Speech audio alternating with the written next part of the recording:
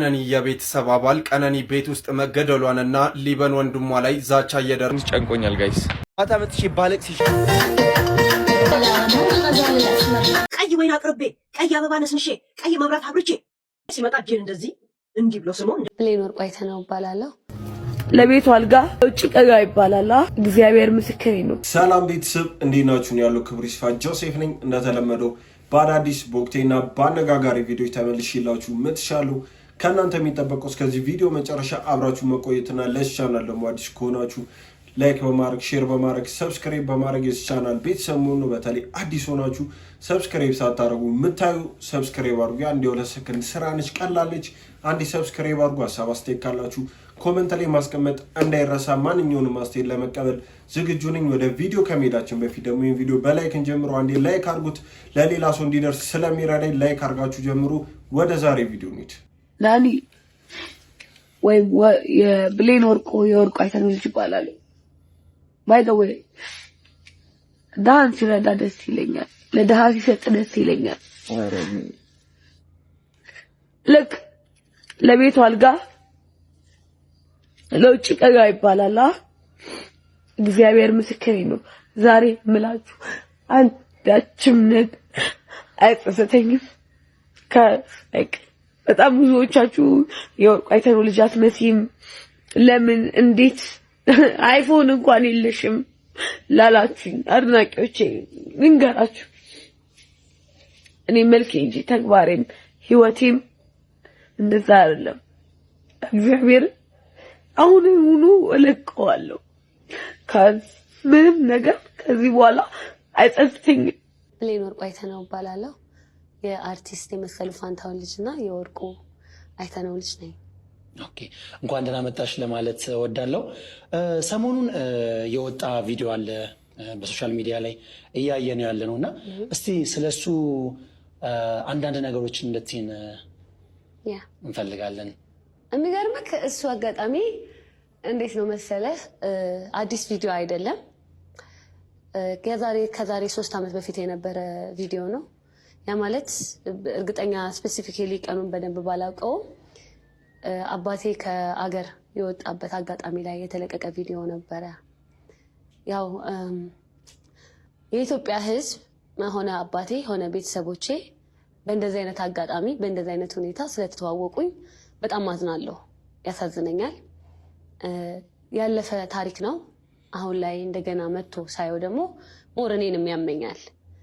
ግን ክሊር ለማድረግ ያህል ያኔ ቪዲዮ ላይ እንደተመለከትከው ጠጥቼ ነበረ። በጣም ብዙ አይነት ስሜት ላይ ነበርኩኝ። አባቴ ከሀገር ወጥቶ ነበረ እንደነገርኩክ። ብዙ ነገሮች ነበሩ እና እንደዚህ ትንትን አድርጌ ሰፋ አድርጌ ያለውን ጉዳይ እያንዳንዱን እያወጣው መናገር አልችልም። ምክንያቱም በዛ ሰዓት ከዛሬ 3 ዓመት በፊት ነው ብያለሁ። ስለዚህ አሁን ከዛሬ 3 ዓመት በፊት የነበረውን ዛሬ ላይ አንስቼ የዛ ሰዓት እንዲህ ነበር ማለት አልችልም፣ አልፈልግምም። ራሱ ስሜቱ እኔን ስለሚጎዳኝ ማለት ነው።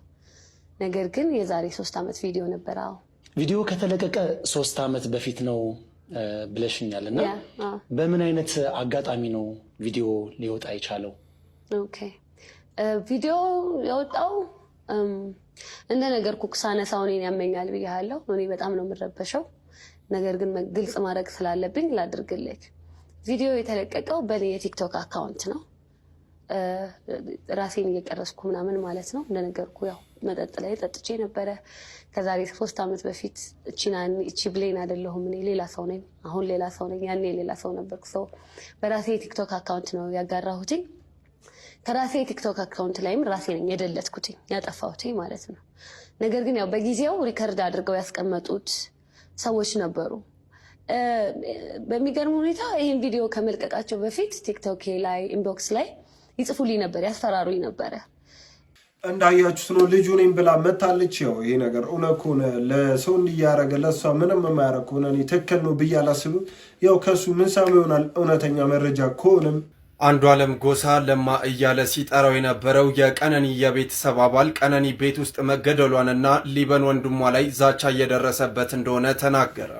እንደ ለማ ገለጻ ቀነኒ ለተጎዱ አካላት ሁሉ መድኃኒት እንጂ ራሷን የምታጠፋ ልጅ አይደለችም ያለ ሲሆን በሞተች ዕለት ሌሊት 6 ሰዓት ከ20 ደውላ በአንዱ ዓለም ስም ፍቃድ አውጣና መኪና ማስገባት እንፈልጋለን ብላ እንዳወያየችው ገልጾ 9 ሰዓት ራሷን እንዳጠፋች በተጨማሪም ሆስፒታል የቅርብ ቤተሰብ ጥሩ ሲባል እዚህ አይደሉም ገጠር ክፍለ ሀገር ናቸው በማለት ነገሩ እንዲሸፋፈን ተደርጓል ብለዋል። እስካሁን ጉዳዩ መንግስት ይዟል ብለን ነው አሁን እውነታውን እናገራለሁ በማለት የገለጹት አቶ ለማ የቀነኒን አስክሬን በመክፈት መመልከት መቻላቸውን በዚህም ከፎቅ ላይ ወደቀች ቢባልም ምንም አይነት ስብራት ምንም ጉዳት እንደሌለባት የድርጊት ቤት ውስጥ የተፈጸመ ግድያ ከዛም ተሸክሞ ታች በመውረድ ከላይ እንደወደቀች የተቀናበረ ነው ሲሉም ቁጭታቸውን ተናግረዋል። አርቲስቱን በተመለከተ ጉማ እከፍላለሁ ብሎ በአባ ገዶሽ በኩል መልእክት መላኩን መልሶም አላልኩም ማለቱ ሐሰት ነው በማለት ከገለጸ በኋላም ወንድሟ ሊበን ላይ ዛቻ ማስፈራሪያ እየደረሰ መሆኑንና አንድ ችግር ቢደርስበት ከአንድ ሰው ውጪ ማንም ሊያደርገው ስለማይችል የኢትዮጵያ ሕዝብ ይህን ይወቅልንም ብለዋል። አስከሬኑን ከፍቼ ነው ያየሁት። አስከሬኑ ላይ ምንም አይነት ስብራትም ሆነ ደምም ሆነ የተለያየ ጉዳት አልደረሰም። ከዛም ያክል ፎቅ ላይ የወደቀ ሰው ደግሞ ይሰባበራል፣ ብዙ ነገር ይደርስበታል። ስለዚህ ማለት ነው አንዱ ቀነኒ ቤት ውስጥ ነው የሞተችው። ቤት ውስጥ ሞታ ነው አቅፈው መሬት ጥለው አወርደው እንደዚህ ሞተች፣ ራሷን ጣለች የሚሉት እንጂ እሷ እንደዚህ አይነት ሀሳብ ላላቸው ሰው እንኳን መድኃኒት ነች ልጅቷ። ስለዚህ የሞተችው ቤት ነው። ከቤት ነው አወጣው ታች ጥለው ጮኸው እንደገና ማንም እኛ ሳናይ ምንም ነገር የእሷን አሟሟት ምንም ነገር ሳናይ ሳናቅ እዚህ ከተማ እያለን 9 ሰዓት የሞተች ልጅ በሚዲያ ተለቆ ስለሷ ጉዳይ ሌላ ስንት ሰው አውቁ ከመጀመሪያው ሆስፒታል እስከ ሚሊክ ሄዱ። ሚሊክ ያለው ፕሮሰስ አልቆ ከዛ በኋላ ነው እኛ ራሱ ድረስ በግድ አስከሬኑን አስከፍቼ ያየሁት እኔ ነኝ። ምንም ነገር አላዋ ላይ ጉዳት አልደረሰም። በቤት ውስጥ ነው ያረፈችው የሚል ኮንክሉዥን ላይ ደግሞ የደረስነው። ስለዚህ ሲቀጥል ደግሞ ማለት ነው እንደዚህ አይነት የውሸት ፕሮፓጋንዳ እየተነዛ ህዝቡን ወዳልሆነ አመለካከት እንዲሄድ መደረግ የለበትም። እንደምታውቁት ባለፈው አባገዶች ልኮ ቁማ ከፍላለሁ እና ሽምግልና አስታርቁም ብሎ ሲልም ነበር።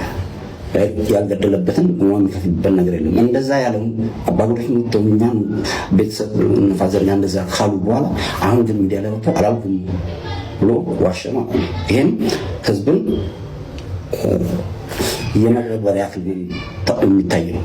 እንደሰማችሁት ነው የቀነኒ አዱኛ ወንድም ላይ በጣም ከባድ ተቃውሞና ስድቦች እየተነሱ ነው። እንዴት እህትን ባል ታጋለጣል የሚሉ ብዙ ተሳዳቢዎች እና እሱ የሚተቹ አሉ። በሌላ በኩል ደግሞ እንዴት ዝም ይላል? እህቱ ያላ ነገር ሲገጥማት እንደወድም ዲፌንድ ሊያረጋት ይገባ ነበር የሚሉ አሉ። በዚህ ነገር የሚናደዱ አርቲስቶች እንዳሉ ብነግራችሁ ስንቶቻችሁ ታምኑኛላችሁ? ማለት ይሄን ነገር ከተወሰኑ ወራት በፊት በግልጽ እየተናገርኩኝ ነበረ። ግን አንዳንዶቹ ከማስፈራራት ውጪ ማስፈራሪያ ከመላክ ውጪ መፍትሄ ለማምጣት አልሞከሩም። ሰሞኑን እንግዲህ እያያችሁ ነው። የተለያዩ አርቲስቶች ዝቅተኛ የሆነ ኑሮ እየኖሩ ታክሲ ምናምን ሲሰለፉ ምናምን ተቀርጾ ይላካል። እነዚህ ሰዎች ለምን ታክሲ ተጠቀሙ ማለት አይደለም። ይሄን እንድትረዱ ይፈልጋለሁ። ነገር ግን እነዛ ሰዎች ምን አለ መሰላችሁ የሆነ ሀብት አላቸው። መኪና ብቻ አይደለም ከመኪና በላይ ሊያስገዛ የሚችል ሀብት አላቸው። እናንተ አሁን ያያችኋቸው ተዋንያን ባይዘወይ የተሻለ ነገር ውስጥ ነው ያሉት እንደውም ማለት ነው። አብዛኞቹ ታክሲ መሳፈር ልክ አይደለም ብለው ስላሰቡ በጣም ትልቅ እዳ ውስጥ ገብተው አብዛኞቹ ራይድ ነው የሚጠቀሙት። ራይድ ውድ ነው። በዛ ላይ ደግሞ ከሰው ለመደበቅ ሲሉ የተሻለ ሰው ማይገባበት ሬስቶራንት እንግባ በሚል በጣም ትልቅ እዳ ውስጥ በጣም ትልቅ ሱስ ውስጥ ገብተው መጨረሻ ደረጃ ሱሳቸው መጨረሻ ደረጃ ሲደርስ የሚወጡ ሰዎች አሉና ይሄ ትክክል አይደለም። ፊልማችንንም እየገደለ ያለው ነገር ይሄ ነው። ስለዚህ ቶሎ ብላችሁ ኢንተርቴይንመንት ኢንዱስትሪው ላይ ያለውን ጨምላቃ ነገር አስተካክሉ። ሌላው ደግሞ ኢንፍሉዌንስ የሚባለው ነገር ከናንተ እጅ ቶታሊ ወጥቷል። ተጽዕኖ መፍጠር አትችሉም። አሁን ላይ ቲክታከሮች ከፊልም ሰዎች ከተዋንያን ከሙዚቀኞች በላይ በዚህ ሰዓት ፓወር አላቸው ህዝቡ ላይ። ማንም አርቲስት መጥቶ እንደዚህ አድርግ ብሎ ሲናገር የማያደርገውን ነገር አንድ ሌላ ኮንቴንት ክሬተር ቲክቶክ ላይ ያለ ሰው መጥቶ ሲናገር ህዝቡ ያደርጋል። ምክንያቱም ከናንተ በላይ በዚህ ሰዓት ህዝቡ ቲክቶከሮችን ይወዳል። ይሄን መረዳት አለባችሁ። ለምን የሚፈልገውን አይነት የአርት ስራ እያመጣችሁ አይደለም። ሌላ ደግሞ ከህዝቡ ጋር እየተቀራረባችሁ ሳይሆን እየተራራቃችሁ ነው ያላችሁት። ስለዚህ ይሄ ነገር ቶሎ መስተካከል አለበት። አሁን እንደውም ረፍዷል ነው። ሌላው ደግሞ አንዳንድ ጎበዝ ተዋንያን ላይፋቸውን ለማሻሻል ማስታወቂያ ምናምን የተለያዩ ነገሮችን በመሞከር ቶሎ ብለው ህይወታቸውን የቀየሩ ስማርት ሰዎች አሉ። አብዛኞቹ ግን ፊልም ነው የሚችሉት፣ ማርኬቲንግ አይችሉም። በዚህ ምክንያት ማግኘት ያለባቸው ነገር ሳያገኙ ቆይተዋል። እሺ ይሁን እና በጥበቡ ኢንዱስትሪ ከነሱ በታች የሰሩ ሰዎች ራሱ ከነሱ በላይ ኑሮ እየኖሩ ነው ያሉት። ይሄ እንዲፈጠር ያደረገው የኢትዮጵያ ኢንተርቴይንመንት ኢንዱስትሪ ውስጥ ያለው በጣም የሚያስጠላ አሰራር ነው። እወዳቸዋለሁ። ትንሽ ጨንቆኛል ጋይስ፣ ትንሽ ጨንቆኛል። ብቻዬን ምናምን ቁጭ በል ትንሽ ልረጋጋ ምናምን። ቶሎ ቶሎ እየጨናነኩኝ ነው አሁን ጊዜ ለምን እንደሆነ አላውቅም። ቶሎ ያቅሜን እየሞከርኩ ነው። እንግዲህ ምን ማድረግ አይቻልም። በጣም ብዙ ሰዎች እረፍት መውሰድ አለብህ ምናምን ይላሉ። ጋይስ እኔ በወስድ በጣም ደስ ይለኛል ሲሪየስሊ። ግን አሁን በቃ ልጆች አሉኝ ምናምን ገባቸው። ፈቅጄ ወስኜ ያመጣዋቸው ልጆች አሉ፣ 5 ልጆች አሉ። ስለዚህ እኔ ከወደኩኝ እነሱ እንደሚወድቁ አውቀዋለሁ። እኔ ከተዳከምኩኝ እነሱ እንደሚዳከሙ አውቀዋለሁ። ስለዚህ I have to be the best like ምርጫ የለኝም። ገባችሁ? ምርጫ የለኝም። ዛሬ በወድቅ ነገ ተነስቼ አሸንፋለሁ። ከነገ ወዲያ በወድቅ አሸንፋለሁ በኃይለኛው። ገባችሁ? ምርጫ የለኝም።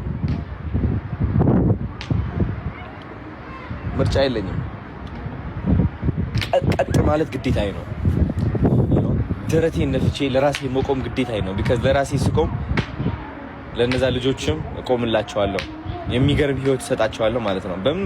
never I would listen ቀጣይ ዓመት አሸንፋለሁ ስላችሁ የቲክቶክ አዋርዱ ስለማውቀው ነው። ማንም ሰው ከኔ በላይ ማንም ሰው ይሄ ጉራ አይደለም። ማንም ሰው ሽምጡን ገትሮ መስራት የሚችል የለም። በቃ በዚህ ደረጃ አሁን ባለሁበት ሁኔታ ማንም ቢመጣ እንኳን ያ ሰው በደንብ አጥንቼ ከሱ ጋር ለመወዳደር ሳይሆን ከሱ ተምሬ በስነ ስርዓት አግዘዋለሁ ያ ሰው እንዲያድግ ባይዘው ወይ ግን ከሱ እማራለሁ።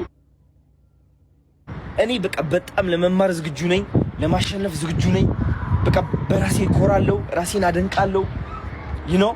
እንቀሳቀሳለሁ፣ እራመዳለሁ። በምንም ተአምር ተስፋ አልቆርጥም ምናምን ኢቭን ብጨናነቅም ኢቭን ባዝንም ኢቭን እያለቀስኩም ቢሆን ስቲል ማድረግ ያለብኝ ነገር አድርጌ ማታ ቤቴ መጥቼ ቁጭ አልጋዬ ላይ ቁጭ ብዬ ባለቅስ ይሻለኛል። ምንም ነገር ሳላረግ ልጆቼ ምን ይሆናሉ የሚለው ጭንቀት ከሚበላይ የሚቻለኝን ነገር አድርጌ ተሰቃይቼም ቢሆን whatever ማታ መጥቼ ባለቅስ ይሻለኛል። you understand?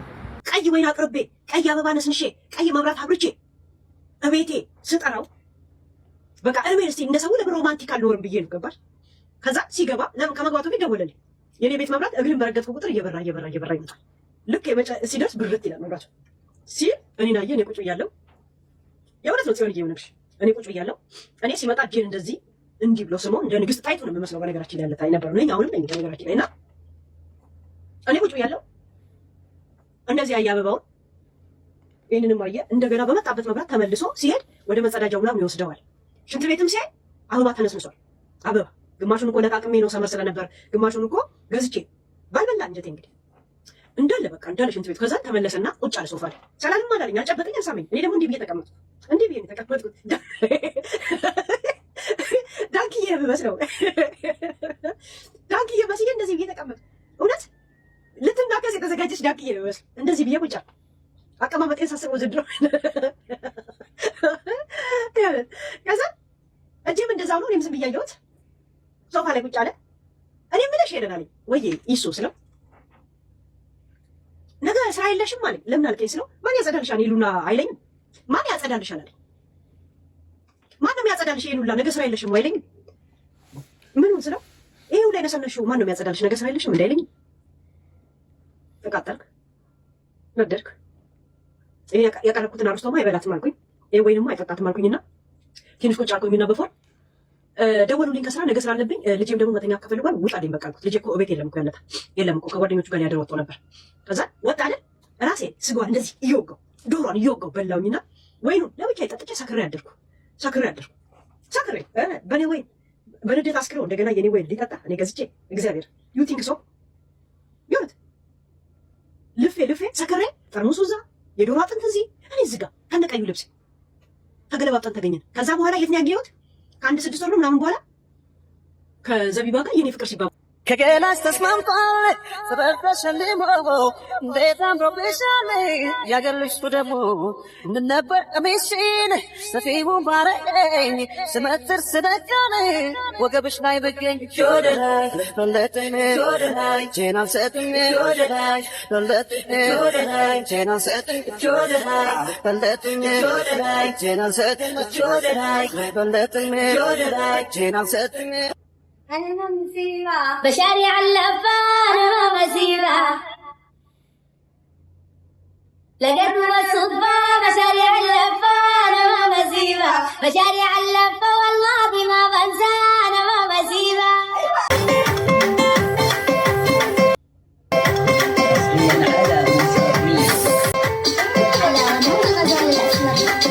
እንደ አንድ ኢትዮጵያዊ ዜጋ ማለት እግዚአብሔር ነው የምላችሁ ጋይስ በጣም የሚያሳፍር አርቲስት ቬሮኒካ አዳነ ስለሷ የምናገረው ነገር አለ በጣም ማለት መጥፎ ስሜት ውስጥ ነው በመጀመሪያ ወንድናት ኢትዮጵያ ጓደኛዬ እጅግ በጣም አመሰግናለሁ እግዚአብሔርን የሷ ቪዲዮ ቫይራል ወጣም ጋይስ ገብታችሁ 30,000 ምናምን የታየውና ያንተ ቪዲዮ ፍሬንድ ስለሆነ ያንተ ቪዲዮ ደርሶኝ ነው የሷ ቪዲዮ ላይ ገብቼ ያንን መመልከት የቻልኩትና ገብታችሁ ስሜቷን ያን ሙሉ ቪዲዮውን ይውላት ይው ከታች ሜንሽን አድርግላችኋለሁና ያን ሁሉ አፍሪማ አዋርድ ላይ ስትሄድ ጋይስ ወጪዋ በሙሉ በራሷ ነው ከቨር አድርጋ ሄደችው እስቲል አሁንም እሷ ችግር የለባትም ግን አሁንም ታጭታለች ታጭቻለሁ እባካችሁ ውድ ኢትዮጵያውያኖች ምረጡኝ እያለች ነው ከዚህ በፊት በቮቱ ለአዱና ያደረጉነው ነገር አይታችኋልና እኔ በምችለው ነገር በአቅሜ ማለት ነው እናንተ ደግሞ በኮፕሊንክና በሪፖስት በሼር ሁሉንም እዚህ ጋር ደግሞ እህታችን እንድታበረታቷት በኮሜንትም እንጠይቃችኋል ማለት ነው ውድ ኢትዮጵያውያን እባካችሁ ባይዋ ላይ ሊንክ አለ ወንድናትም ባይዋ ላይ ሊንክ አለ ብለሃልና ያ ሊንክ ይስራ አዶን ነው እምቢ ሊላችሁ ይችላል እምቢ ካላችሁ ደግሞ በሌላ ኢሜል በሌላ ስልክ ቁጥር ሞክሩ እያለች ነውና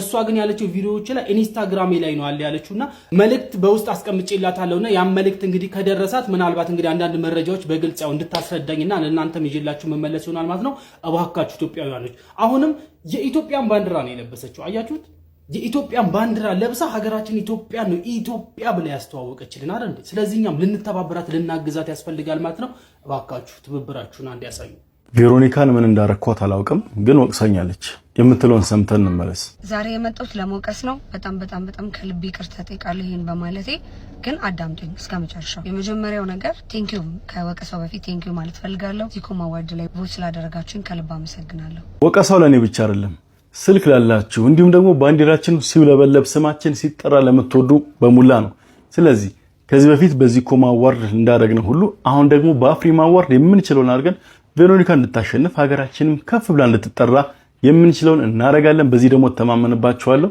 ሊንክ ባዩ ላይ አስቀምጬላችኋለሁ በዛ ሊንክ እየገባችሁ ቬሮኒካን ቮት አድርጓት እኔት እንደሚቀናሽ አልጠራጠርም መልካም እድል ለቬሮኒካም ለሀገራችንም ቬሮኒካ አዳነ ቮት እንድትደረግ ይገባታል ብዬ አስባለሁ በጣም ብዙዎች የምታገዝና ቀልብ ያላት ትልቅ አርቲስት ነች በስሯም ጎበዝ ነች እንደገና ደግሞ በማህበራዊ ኑሯና በሰባይነቷ ሰውን በመደገፍ ዙሪያም በጣም እሷ ላይ የሚደርስ አርቲስት አለ ብዬ አላስብም ትናንሽ አርቲስቶችን በጣም ነው የምረዳው ዛሬ በመስቀል አደባባይ ምንድነው የተፈጠረው በዛሬው ዕለት እንግዲህ በመስቀል አደባባይ በርካቶችን ጉድ ያስባለ ነገር ተፈጥሯል። የጅማዎቹ ባልና ሚስቶች 2 መኪና አሸንፈዋል። ኢትዮ ቴሌኮም 130ኛ ዓመቱን ምክንያት በማድረግ ባዘጋጀው የኢትዮ 130 ሜጋ ፕሮሞና የኢትዮ 131 ላኪ ስሎት ሽልማት ስነ ስርዓት ላይ 2 መኪኖችን ለደንበኞች የሸለመ ሲሆን በመስከረም ወር በወጣው ዕጣ የሁለተኛ ዙር BYD ኢቱ መኪና አሸናፊ የሆነው የጅማው የባንክ ቤት ሰራተኛ ከጅማ ከባለቤቱ ጋር መኪናውን ሊቀበል ነበር የመጣው። እናም ከሽልማት ስነ ስርዓቱ በፊት የቀጣይ 6 መኪኖች አሸናፊ ዕጣ የማውጣት ስነ ስርዓት ሲካሄድ አንድ ያልታሰበ ነገር ተፈጠረም። ከባሏ ጋር ባሏ ያሸነፈውን BYD ኢቱ መኪና ለመቀበል የመጣችው ሚስት የቀጣይ አሸናፊዎች ዕጣ ሲወጣ የአይዲ4 መኪና አሸናፊ በመሆን የጅማዎቹ ባልና ሚስቶች 2 መኪና ማሸነፍ ታሪክም ሰርተዋል። እንዲሁም በተጨማሪ አንድ የአዲስ አበባ ነዋሪ የቢዋይዲ ሴጉል መኪና የተሸለመ ሲሆን የመጨረሻዎቹን 6 ዘመናዊ ኤሌክትሪክ መኪኖች ዕጣ በማውጣት ቀጣይ አሸናፊዎችም ተለይተዋል። ኢትዮ ቴሌኮም ባለፉት 65 ሳምንታት 4 የኤሌክትሪክ መኪናም 13 ባጃጆች 372 ዘመናዊ ስልኮች 40.8 ሚሊዮን ብር በቴሌብር ለ2059 ደንበኞች እንዲሁም ከ2.7 ሚሊዮን በላይ የሞባይል ጥቅሎችን ጨምሮ በአጠቃላይ ከ127.8 ሚሊዮን ብር በላይ ዋጋ ያላቸው ሽልማቶችን አበርክተዋል። ይብሉ ምን ብለው ጸልየው ወጡ ነው ከቤታችሁ ሲወጡ ከአንድ ቤት በአንድ ቀን 2 ሰው መኪና ተሸለመ ባልና ሚስት። ይሄ ነገር እስቲ ምን ትሉታላችሁ? ጋይስ ይሄ ቱልቱላ ደግሞ ከየት መጣ? በእናታችሁ ተገዝተ ነው እንደመጣችሁ ቢታም ደርፍ ደግሞ ካናን ራይስ ዱርተ ወንት ኩኑ ማሚ ሀረገ ዲባቴ ሶሻል ሚዲያ አንዱዋልን ተቀጎደ ሽጉጥ ዳማሪ ጡጡጡጡጡጡጡ ልመተ አፉርቱ አባንጀራቲና ሶት ተሰዩ። በመጀመሪያ አንተ አታሽቀጥ። እሱ ሳይሆን የተገዛ አንተ ነው የተገዛው። በጣም ነውረኛ ሰው ነህ አንተ፣ ቆሻሻ ሰው ነህ አንተ። እንዴት ስለ የቱ ፍትህ የጠየቀውን ሰው በዚህ ልክ ሚዲያ ላይ ወጥተህ ትንጣጣለህ? ታዋቂነት ከሰው ልጅ ህይወት ይበልጣል? አንተ ምን ቤነና ነው እሱንም የምትወቅሰው? ፍትህ አጣ። ፍትህ እንዲያገኝ አሁንም ይጫዋል፣ ወደፊትም ይጫዋል። ቆሻሻ በአንተ ስላልደረሰ ነው። ያንተ ጓዳ መግባት አለበት የግድ ተገዝተህ ነው የመጣ ምናምን አማርኛ ያውቃለሁ ብለህ ዝም ብለህ ትቀዝናለህ። ቀዘና በጣም ብዙዎቻችሁ የቀነኒን ወንድም እንዴት ይሄ ሁሉ ድብደባ ሲፈጸምባት ዝም አለ? ለምን ገብቶ አላገዛትም? ለምን ለቤተሰብ አልተናገረም? እንዲሁም ደግሞ ቀነኒ ራሷ እንዴት ቆየች? እንደዚህ ከደበደባት ለምን ትታለ ሄደች? ምናምን እያላችሁ ጥያቄዎች አንስታችኋልና እኔ ዛሬ ማውራት የምፈልገው ስለ ቪክቲም ብሌሚንግ ወይም ደግሞ ተጠቂውን ስለ መውቀስ ወይም ቤት ውስጥ በሚፈጠሩ አቢዩዞች መደብደብ ላይ ብዙ ጊዜ ፎከስ አድርገን የምናወራው ቪክቲሙ ላይ እንዴት ራሱን አላዳንም፣ ሰውየው ደብዳቤ ወንጀለኛው ለምን ደበደበ፣ እንዴት ይደበድባል፣ በመደብደቡ ተጠያቂነት ይገባዋል፣ መጠየቅ አለበት ብለን እንደመቆርቆር ስለሱ ተጠያቂነት ከመጨነቅ ይልቅ ቪክቲሙን ወይም ደግሞ ጥቃት የደረሰበትን ሰውዬ እንዴት ራሱን አላስመለጠም፣ እንዴት በዚህ ሰዓት እዛ ጋር ተገኘ ምናምን እያልን ንግግራችንን ወደዛ አቅጣጫውን እንቀይራለን ማለት ነው። አንደኛ ብዙ ጊዜ ቪክቲሞች ጥለው የማይሄዱበት በጣም ብዙ ምክንያቶች አሉ። አንደኛው ትራውማ ሪስፖንስ ነው። ሁለተኛ ፍርሃት ነው። ብዙ ጊዜ እንደዚህ አይነት ሲቹዌሽን ውስጥ ያሉ ሰዎች ትተው ሲሄዱ እንደውም ይጨምራል የሚደርስባቸው ጥቃት፣ ወይ ለቤተሰባቸው ፈርተው ሊሆን ይችላል። በተለይ ደግሞ እንደዚህ ኮኔክሽን ፓወር ያለው ሰው ሲሆን፣ ሁለተኛ አታችመንት ይፈጥራሉ፣ ፍቅር ይቀየራል። የነገው የተነገወዲያው እየባሰ እንደሚመጣ ሳይሆን ሊቀየር እንደሚችል። እንደዚህ አይነት ጥቃት የሚያደርሱ ሰዎች ደግሞ አሁን ፍቅር ናቸው፣ አሁን ብስጩ ናቸው። የተለያየ ሳይን ነው የሚያሳያቸው ለነዚህ ሰዎች ማለት ነው። ስለዚህ ንግግራችን መሆን ያለበት እዚህ ጋር ስለ ተጠያቂነት ነው እንጂ ስለ ወቀሳ አይደለም። የቀነኒ ወንድም የቀነኒም ታናሽ ነው። ከእሷ 24 25 ዓመት ብትሆን እሱ ከእሷ ታናሽ ነው። ትንሽዬ ልጅ ነው። አሁን ይሄ ልጅ ኦልሬዲ እድሜ ልኩን በጸጸትና በቁጭት እንዲባረኩ ኖሮ እያለ ነው የሚኖረው። ቤተሰብ ደግሞ ሁሌም ልጄን አጣለሁ ሞት ሊመጣ ይችላል ብሎ ቢያስብ እርምጃ ይወስዳል። ግን ብዙ ጊዜ እንደዚህ አይነት የከፋ ነገር አይመጣም ብሎ ስለሚያስብ የሰዎች ትዳር ውስጥ መግባት ስለማይፈልግ የእህቱን ዊሽ ማክበር ስለፈለገ ሊሆን ይችላል። ስለዚህ እኛ ደግሞ ጣልቃ ገብተን ይሄንን በእህቱ ሞት እየተቃጠለ ያለ ልጅ እየወቀስን እኔ በሆነ እንዲነበር ማድረገው እንዲያረግም ነበር እያላችሁ ጭራሽ የልጁ ቁስል ላይ ጨው መተነሰንሱ በጣም ጥሩ ነው። ኦልሬዲ ይሄ ልጅ እድሜ ልኩን በቁጭት ነው የሚያሳልፈው እና ፎከስ ማድረግ ያለብን ይሄንን ጥቃት ያደረሰባት እንደዚህ የደበደባት ከአንዴም ስንት ጊዜ የሞት ሙከራ ያደረሰባት ሰው መጠየቅ አለበት የሚለውን ኮንቨርሴሽን ትተን እዚህ ጋር ሀዘን ላይ የተቀመጡ ቤተሰቦችን እንዲህ ለምን አላደረጉም እያልን ኮንቨርሴሽናችንን ወደዛ ሽፍት ባናደርግ ጥሩ ነው ለማለት ፈልጌ ነው። እግዚአብሔር ፍትህዋን ያውጣላት። ፍትህ ለቀነኒ አዱኛ ሲል ድምጹን አሰምቷል። ታዋቂው የመድረክ መሪና የማህበራዊ ሚዲያ ተጽዕኖ ፈጣሪ ኢባቲም ቀነኒ አዱኛን አስመልክቶ ልብ የሚነካ መልእክት አስተላልፏል።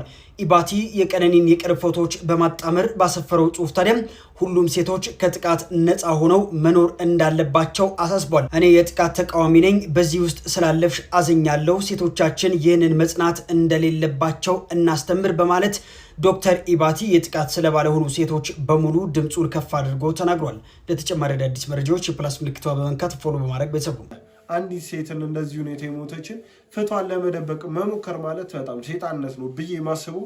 ይህን ነገር ደግሞ መንግስት አይቶ ለዚህ ሰው እርምጃ ይወስድበታል፣ ለቀነኒም ትክክለኛ ፍትህ ያስገኙላታል ብዬ አስባለሁ። እስቲ በዚህ ጉዳይ ምን አይነት ሀሳብ አላችሁ? ኮመንት ላይ አስቀምጡልኝ። የቀድሞ ጠንቋይ ታምራት ገለታ ፕሮቴስታንት ሃይማኖት ተከታይ መሆኑ ተሰምቷል። በኢትዮጵያ የዘጠናዎቹ አጋማሽ እጅግ አነጋጋሪና ስመጥፎ የነበረው ታምራት ገለታ ከዓመታት እስር በኋላ በቲክቶክ መንደር ብቅ ማለቱ መነጋገሪያ ሆኗል። በወቅቱ በጠንቋይነቱና በፈጸማቸው ማጭበርበሮች ተከሶ በፖሊስ የተሰራበት ሰፊ ዶክመንተሪ በቴሌቪዥን መታየቱ የሚታወስ ነው። ብዙዎችንም ለከፍተኛ ኪሳራ ዳርጎም ነበር። አሁን ግን ታምራት ገለታ ከስር ተፈቶ አዲስ የቲክቶክ አካውንት በመክፈቱ ራሱን ማስተዋወቅ ጀምሯል። የሚገርመው ደግሞ ግለሰቡ አሁን ላይ የፕሮቴስታንት እምነት ተከታይ መሆኑን እየገለጸ ሲሆን በቪዲዮዎችና በፎቶዎች ጀርባ የመዝሙር ድምጾችን በማጀቢያነት እየተጠቀመ ይለቃል። የቲክቶክ ተጠቃሚዎችንም እያዝናና ያለው ለሰዎች በሚሰጠው የኮሜንት ምላሽ ነው። ተከታዮች የሚያሾፉበትና የሚሰጡትን ኮሜንቶችን በልዩ ቀልድና ባልተጠበቀ አኳኋን እየመለሰም የሚገኝ ሲሆን ይህ ድርጊቱ ታምራት ገለታ ተመልሶ መጥቷል በሚል በቲክቶክ መንደር ትልቅ ዜና ሆኗል። የቀድሞ ጠንቋይ አሁን ወደ መዝሙርና ቀልድ መዞሩ ለብዙዎቹ እጅግ አስገራሚ ክስተትም ሆኖባቸዋል። በዚህ ጉዳይ ላይ ያላችሁን ሀሳብና አስተያየት በኮሜንት አሳውቁኝ። አዳዲስ መረጃዎችን ለማግኘት የፕላስ ምልክቷን በመጫን ቤተሰብ ይሁኑ። በዚህ ጉዳይ ላይ ያላችሁን ሀሳብና አስተያየት በኮሜንት አሳውቁኝ። አዳዲስ መረጃዎችን ለማግኘት የፕላስ ምልክቷን በመጫን ቤተሰብ ይሁኑ። እንደሰማችሁት ነው ታምራት ገለታ የሁላ ነገሩን ትቶ ወደ እምነት መጥቷል። የእምነት ሰው ሆኗል። ፊንቴክ ኢንቨስትመንት 20 ሚሊዮን ብር ሲስማሙብኝ ነበር። 20 ሚሊዮን ብር ነው የምልህ። ራሱ ዳንኤል ዮሐንስ ነው ይሄንን የነገረኝ ራሱ ማለት ነው። ስለዚህ አልሰርቅም ማለት ያስቀጣል። ሊሰጡኝና ነገሮችን እንዳቆም ማለት ነው። ሰዎች እኔን የሚያውቁ መስለው ከሰውየው ጋር ንግግር ሲያደርጉ ነበር። ይሄንን ከራሱ ከአፉን ያረጋገጥኩት በዚህ ንግግር ሲያደርጉ ነበር። ኢትዮጵያ ውስጥ አልሰርቅም ማለት ሰገጥ ያስብላል። ስንጀምር እንዳልኩ ነው። አልሰርቅም ማለት ፋራና አንተ ትልቁን ሀገራችን ላይ ጉዳት እያደረሱ ያሉት ሌቦች ናቸው። ሀገራችን ምንም አይነት ችግር የለባት። ብሔርተኛ የለም፣ የሃይማኖት አክራሪ የለም። ዋናው ችግር ሌባ ነው። በመንግስትም የተሰገሰጉ አሁን ደግሞ በግል እንትን ውስጥ የተሰገሰጉ ሌቦች ናቸው። እነዚህን ሌቦች በማጥፋት ሂደት ውስጥ የራሴ ትንጥዬ ድርሻ ልወጣ ነው የወጣሁት ከቤት። እሺ ቤተሰቦች የዛሬዎቹ ቪዲዮዎች እነዚህን ይመስሉ ነበር። እንደወደዳችሁ እንደተዝናናችሁባችሁ ተስፋ አረጋለሁ። እስካሁን አይታችሁ ላይክ ያላረጋችሁ ላይክ በማድረግ ሰብስክራይብ ያላረጋችሁም ሰብስክራይብ በማድረግ ለዚህ ቻናል ቤተሰብ መሆን እንዳይረሳ። በቀጣይ ቪዲዮ ደግሞ እስከምንገናኝ ሰላም ነው።